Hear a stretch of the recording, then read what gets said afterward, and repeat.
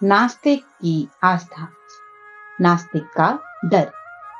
गौरी एक सहृदय महिला है जिसे ईश्वर में बड़ी आस्था है।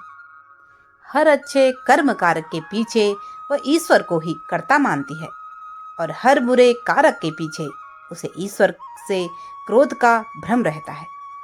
उसका पति दीनानाथ उतना ही बड़ा नास्तिक व्यक्ति था जो मनुष्य के कर्म को भगवान के किसी भी फल से पहले रखता था। काफी दिनों तक किसी अच्छी नौकरी की तलाश के बाद एक दिन दीनानाथ प्रसन्नतापूर्वक घर पहुंचा और शाम को जब घर आकर गौरी से कहा कि मुझे एक कार्यालय में 50 रुपए की नौकरी मिल गई है, तो गौरी खिल उठी। देवताओं में उसकी आस्था और भी दृढ़ हो गई। इधर 1 साल से बुरा हाल था, ना कोई रोजी ना रोजगार। घर में जो थोड़े बहुत गहने थे वह सब बिक चुके थे। मकान का किराया सिर पर चढ़ा हुआ था। जिन मित्रों से कर्ज मिल सकता था सब से ले चुके थे। साल भर का बच्चा दूध के लिए बिलख रहा था। एक वक्त का भोजन मिलता तो दूसरे जून की चिंता होती। तकाजों के मारे बेचारे दीनानाथ को घर से निकलना मुश्किल था। घर से निकला नहीं कि चारों ओर से चिथाड़ मच जाती। वाह बाबूजी वाह, 2 दिन का वादा करके ले गए और आज 2 महीने से सूरत नहीं दिखाई। भाई साहब, यह तो अच्छी बात नहीं। आपको अपनी जरूरत का ख्याल है मगर दूसरों की जरूरत का जरा भी ख्याल नहीं। इसी से कहा है, दुश्मन को चाहे कर्ज दे दो, दोस्त को कभी ना दो। दीनानाथ को ये वाक्य तीरों से लगते थे और उसका जी चाहता था कि जीवन का अंत कर डाले, मगर स्त्री और अबोध बच्चे का मुंह देखकर कलेजा थाम के रह जाता था। बारे आज भगवान ने उस पर दया की और संकट के दिन कट गए। गौरी ने प्रसन्न मुख होकर कहा, मैं कहती थी ना, ईश्वर सबकी सुधि लेते हैं और कभी ना कभी हमारी भी सुधि लेंगे, मगर तुमको विश्वास ही न आया था। बोलो, अब तो ईश्वर की दयालुता के कायल हुए। दीनानाथ ने हठधर्मी करते हुए कहा, यह मेरी दौड़ धूप का नतीजा है। ईश्वर की क्या दयालुता। ईश्वर को तो तब जानता जब कहीं से छप्पड़ फाड़ कर भेज देते, लेकिन मुंह से चाहे कुछ भी कहे, ईश्वर के प्रति उसके मन में श्रद्धा उदय हो गई थी। दीनानाथ का मालिक बड़ा ही रूखा आदमी था और काम में बड़ा चुस्त। उसकी उम्र 50 के लगभग थी और स्वास्थ्य भी अच्छा ना था। फिर भी वह कार्यालय में सबसे ज्यादा काम करता। मजाल नहीं थी कि कोई आदमी 1 मिनट की भी देरी करे या 1 मिनट भी समय के पहले चला जाए। बीच में 15 मिनट की छुट्टी मिलती थी, जिसमें जिसका जी चाहे पान खा ले या सिगरेट पी ले या जलपान कर ले। इसके अलावा 1 मिनट का भी अवकाश नहीं मिलता था। वेतन पहली तारीख को मिल जाता था। उत्सवों में भी दफ्तर बंद रहता था और नियत समय के बाद कभी काम न लिया जाता था। सभी कर्मचारियों को बोनस मिलता था और प्रोविडेंट फंड की भी सुविधा थी। फिर भी कोई आदमी खुश नहीं था। काम या समय की पाबंदी की किसी को शिकायत न थी। शिकायत थी केवल स्वामी के शुष्क व्यवहार की। कितना ही जी लगाकर काम करो, कितना ही प्राण दे दो, पर उसके बदले धन्यवाद का एक शब्द भी न मिलता था। कर्मचारियों में और कोई संतुष्ट हो या ना हो, दीननाथ को मालिक से कोई शिकायत नहीं थी। वह घुड़कियां और फटकार पाकर भी शायद उतने ही परिश्रम से काम करता था। साल भर में उसने कर्ज चुका दिए और कुछ संचय भी कर लिया। वह उन लोगों में था जो थोड़े में भी संतुष्ट रह सकते हैं। 1 रुपया भी किसी खास काम में खर्च करना पड़ता तो दोनों पति पत्नी में घंटों सलाह होती और नतीजा सही जगह पर सही खर्चे में सही चीज, कोई फिजूल खर्चा नहीं। अपनी पत्नी को भगवान की नियमित पूजा पाठ और भगवान में आस्था रखते देख और पिछले 1 साल से स्वयं खुशहाल जीवन जीते हुए दीनानाथ भी अब पक्का आस्तिक हो गया था। ईश्वर की दया या न्याय में अब उसे कोई शंका नहीं थी। नित्य संध्या करता और नियमित रूप से गीता का पाठ करता। एक दिन उसके एक नास्तिक मित्र ने जब ईश्वर की निंदा की तो उसने कहा, भाई, इसका तो आज तक निश्चय नहीं हो सका कि ईश्वर है या नहीं।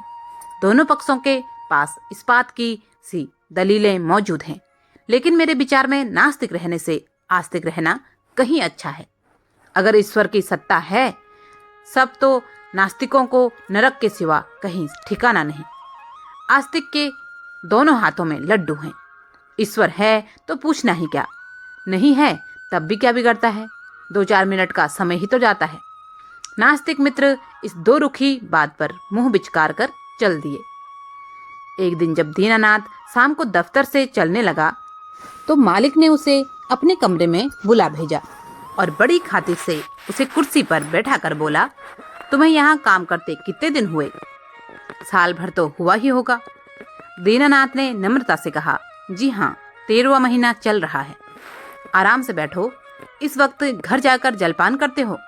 जी नहीं, मैं जलपान का आदी नहीं। पान वान तो खाते ही होंगे, जवान आदमी होकर अभी से इतना संयम। यह कहकर उसने घंटी बजाई और अर्दली से पान और कुछ मिठाइयां लाने को कहा। दीनानाथ को शंका हो रही थी कि आज इतनी खातिरदारी क्यों हो रही है। कहाँ तो सलाम भी नहीं लेते थे और कहाँ आज मिठाई और पान सभी कुछ मंगवाया जा रहा है। मालूम होता है मेरे काम से खुश हो गए हैं। इस ख्याल से उसे कुछ आत्मविश्वास हुआ और ईश्वर की याद आ गई।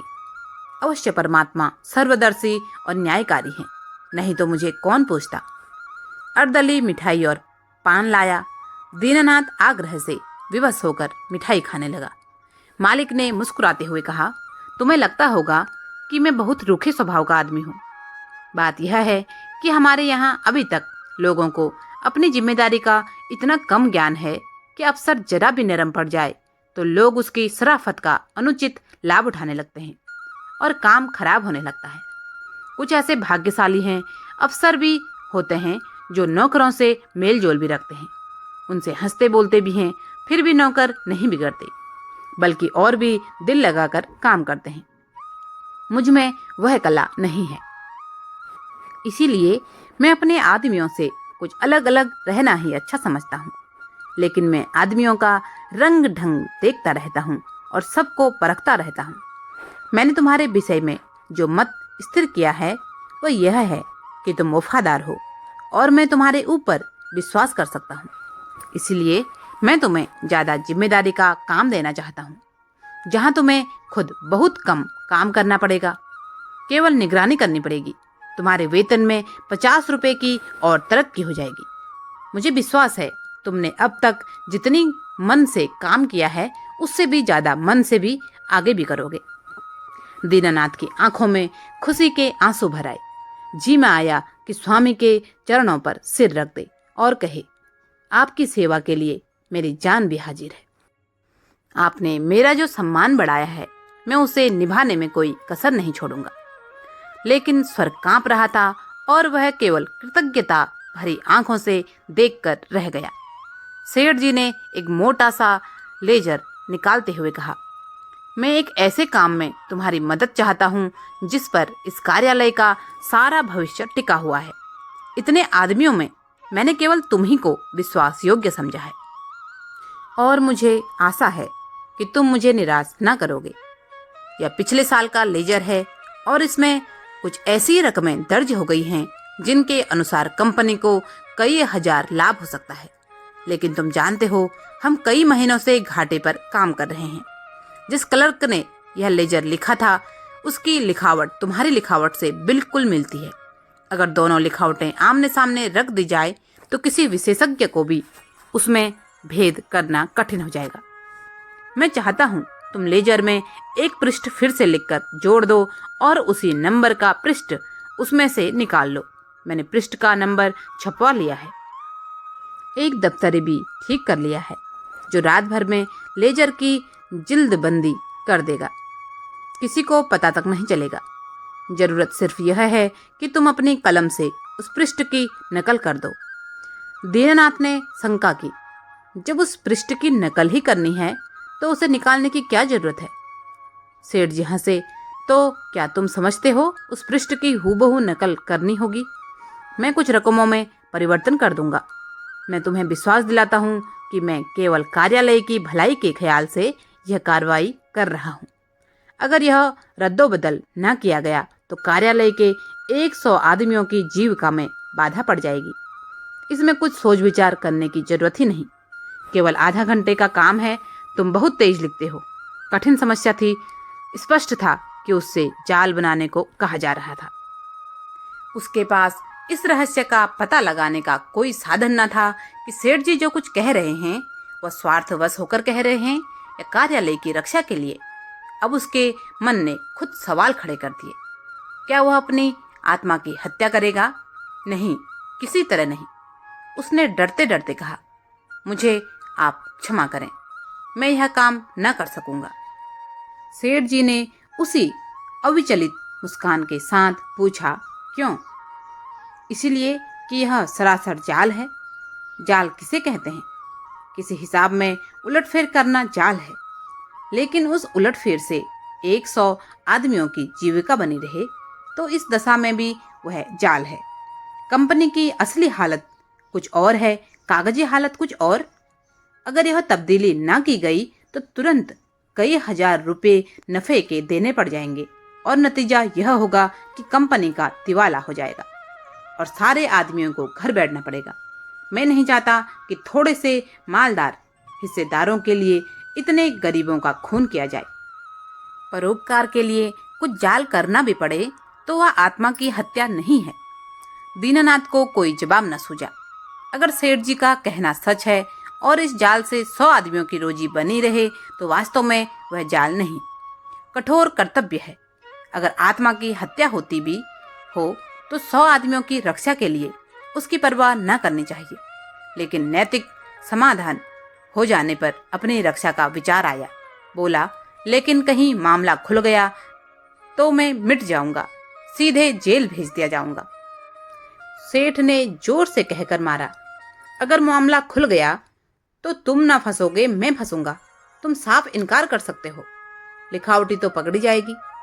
पता ही कैसे चलेगा कि कौन पृष्ठ बदला गया? लिखावट तो एक सी है। दीनानाथ परास्त हो गया। उसी वक्त उस पृष्ठ की नकल करने लगा। 1 महीने के बाद उसकी तरक्की हुई। 100 रुपए मिलने लगे। 200 बोनस के भी मिले। यह सब कुछ था। घर में खुशहाली के चिन्ह नजर आने लगे। लेकिन दीनानाथ का अपराधी मन एक बोझ से दबा रहता था। जिन दलीलों से सेठ जी ने उसकी जुबान बंद कर दी थी, उसे पूरा विश्वास था कि उन दलीलों से वो गौरी को संतुष्ट नहीं कर पाएगा। अब उसके मन का डर उसे सोने नहीं दे रहा था। उसकी ईश्वर निष्ठा उसे सदैव डराती रहती थी। वह डर में जीने लगा। इस अपराध का कोई भयंकर दंड उसे अवश्य मिलेगा। किसी प्रायश्चित, किसी अनुष्ठान से उसे रोकना असंभव है। अभी ना मिले, साल 2 साल ना मिले, 10-5 साल भी ना मिले, पर जितनी ही देर में मिलेगा उतना ही भयंकर होगा।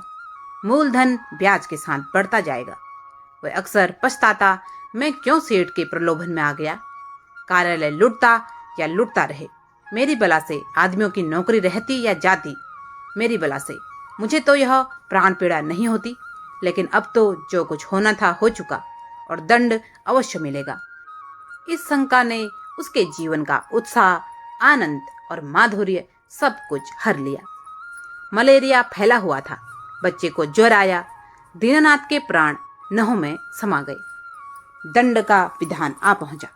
कहाँ जाए, क्या करे, जैसे बुद्धि भ्रष्ट हो गई। गौरी ने कहा, जाकर कोई दवा लाओ या किसी डॉक्टर को दिखा दो। 3 दिन तो हो गए। दीनानाथ ने चिंतित मन से कहा, हाँ जाता हूं, लेकिन मुझे बड़ा भय लग रहा है। भय की कौन सी बात है? बेबात की बात मुंह से निकालते हो। आजकल किसे ज्वर नहीं आता? अपने छोटे से बीमार बच्चों को देखकर दीनानाथ बिल्कुल बेजान सा हो गया और सब कुछ ईश्वर पर डालते हुए बहके बहके स्वर में बोला, ईश्वर इतना निर्दयी क्यों है? ईश्वर निर्दयी है पापियों के लिए। हमने किसका क्या हर लिया है? ईश्वर पापियों को कभी क्षमा नहीं करता। पापियों को दंड ना मिलेगा तो संसार में अनर्थ हो जाएगा। लेकिन आदमी ऐसे काम भी तो करता है जो एक दृष्टि से पाप हो सकते हैं, दूसरी दृष्टि से पुण्य। मैं नहीं समझी। मान लो मेरे झूठ बोलने से किसी की जान बचती हो, तो क्या वह पाप है? मैं तो समझती हूँ ऐसा झूठ पुण्य है। तो जिस पाप से मनुष्य का कल्याण हो वह पुण्य है। और क्या? दीननाथ की अमंगल शंका थोड़ी देर के लिए दूर हो गई। डॉक्टर को बुला लाया, इलाज शुरू किया। बालक 1 सप्ताह में चंगा हो गया, मगर थोड़े दिन बाद वह खुद बीमार पड़ा। उसकी कल्पना शक्ति एक बार फिर जागृत हो गई।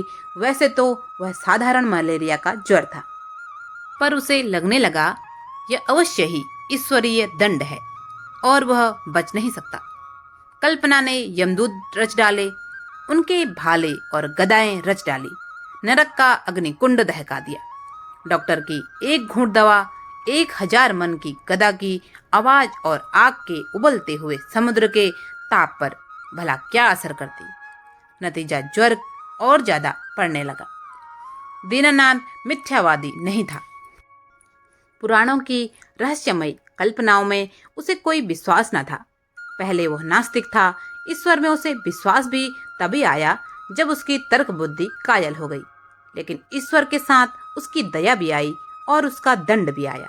दया ने उसे रोजी रोटी दी, मान सम्मान दिया। ईश्वर की दया नहीं होती तो शायद वह भूखे मर जाता। लेकिन भूखे मरना अग्निकुंड में धकेल दिए जाने से कहीं सरल था। जिंदगी बाकी थी, इसीलिए बच गया। ताकत आते ही दफ्तर जाने लगा। एक दिन गौरी बोली, जिन दिनों तुम बीमार थे और एक दिन तुम्हारी हालत बहुत नाजुक हो गई थी, तो मैंने भगवान से कहा था कि यह अच्छे हो जाएंगे तो 50 ब्राह्मणों को भोजन कराऊंगी। दूसरे ही दिन से तुम्हारी हालत सुधरने लगी। ईश्वर ने मेरी विनती सुन ली। उसकी दया न हो जाती तो मुझे कहीं मांगे भीख न मिलती।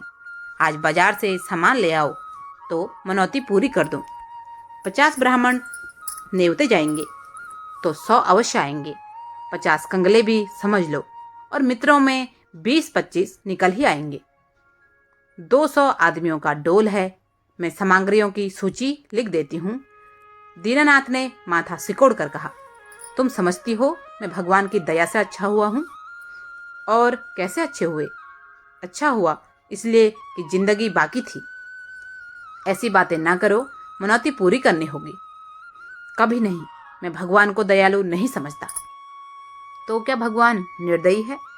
हाँ, उनसे बड़ा निर्दयी कोई संसार में और नहीं होगा, जो अपने रचे हुए खिलौनों को उनकी भूलों और बेवकूफियों की सजा अग्निकुंड में ढकेल कर देते हैं।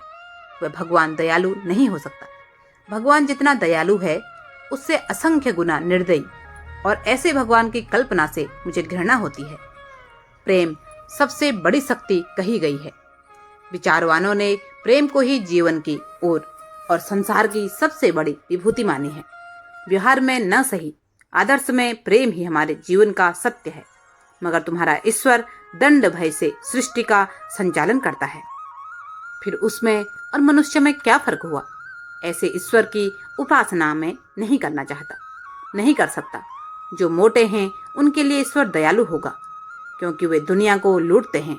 हम जैसों को तो ईश्वर की दया कहीं नजर नहीं आती। हाँ, भय पग पग पर खड़ा घूरा करता है। यह मत करो नहीं तो ईश्वर दंड देगा, वह मत करो नहीं तो ईश्वर दंड देगा। प्रेम से शासन करना मानवता है, आतंक से शासन करना बर्बरता है। आतंकवादी ईश्वर से तो ईश्वर का न रहना ही अच्छा है। उसे हृदय से निकाल कर मैं उसकी दया और दंड दोनों से मुक्त हो जाना चाहता हूँ। एक कठोर दंड वर्षों के प्रेम को मिट्टी में मिला देता है। मैं तुम्हारे ऊपर बराबर जान देता हूँ, लेकिन किसी दिन डंडा लेकर तुम्हें पीटने लगूं तो तुम मेरी सूरत न देखोगी। ऐसे आतंकमयी दंडमयी जीवन के लिए मैं ईश्वर का एहसान नहीं लेना चाहता। अगर तुमने ओझ भोज पर जोर दिया तो मैं जहर खा लूंगा। गौरी उसके मुंह की ओर भयातुर नेत्रों से ताकती रह गई, और दीनानाथ धड़ाम से पलंग पर गिर पड़ा और राहत की एक गहरी सांस लेकर ऊपर छत को निहारने लगा। उसे ऐसा लगा जैसे कई मन वजन वाला पत्थर उसके सीने से हट गया हो। दोस्तों, दीनानाथ और गौरी दो अलग व्यक्तित्व वाले मनुष्य हैं। दोनों के विचार अलग हैं और अपनी अपनी जगह सही हो सकते हैं, किंतु जो सत्य है वह यही है कि मनुष्य का जीवन एक सजा है, जो पृथ्वी लोक सही मायनों में मृत्यु लोक है।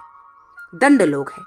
यहाँ का जीवन तलवार की धार पर चलने वाला एक जीवन है, जिसमें व्यक्ति को सदाचार, परोपकार, सत्य, निष्ठा, क्षमा, दया, तप, त्याग और मनोबल जैसे सद्गुणों के साथ ही बढ़ना होगा। मार्ग से भटकने का कोई विधान या क्षमा नहीं है और दीननाथ जैसे नास्तिकों को यह समझना ही होगा। आज की कहानी आपको कैसी लगी कमेंट करके अवश्य बताइएगा। कहानी को लाइक करिए, ज़्यादा से ज़्यादा लोगों के साथ शेयर कीजिए, अधिक से अधिक संख्या में सब्सक्राइब करिए और सबसे पहले नोटिफिकेशन प्राप्त करने के लिए बेल आइकॉन को अवश्य प्रेस करिए। आपका बहुत बहुत धन्यवाद। जय जय श्री राम।